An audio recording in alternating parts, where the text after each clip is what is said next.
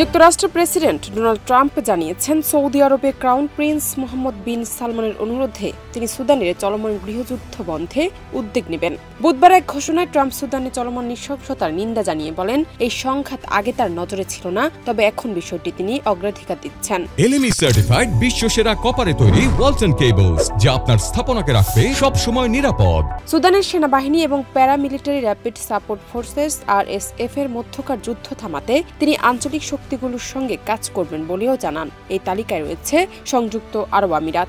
যদিও আমিরাত RSF কে অস্ত্র বা সৈন্য দিয়ে সমর্থন দেওয়ার অভিযোগ অস্বীকার করেছে। জাতিসংঘ বহুবার এই যুদ্ধের প্রতি আন্তর্জাতিক দৃষ্টি আকর্ষণের আহ্বান জানিয়েছে। 2023 সালের এপ্রিল থেকে শুরু হওয়া সংঘাতে হাজারো মানুষ নিহত হয়েছে এবং বাস্তুচ্যুত হয়েছে প্রায় 1,20,00,000 মানুষ। সৌদি সমর্থিত সুদানের সার্বভৌম কাউন্সিল, যার নেতৃত্বে আছেন সেনাপ্রধান আবদেল ফাত্তাহ আল বুরহান, যুক্তরাষ্ট্র ও রিয়াদের সঙ্গে সহযোগিতার প্রস্তুতি জানিয়েছেন এবং রক্তপাত বন্ধে তাদের প্রচেষ্টার প্রশংসাও করেছে।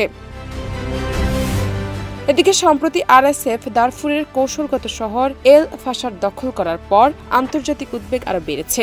মানবাধিকার সংস্থাগুলো সতর্ক করেছে, এ পরিস্থিতি মানবতা বিরোধী অপরাধ ও গণহত্যার ঝুঁকি বাড়িয়ে তুলছে। জানাতুপু, দেশ রূপান্তর।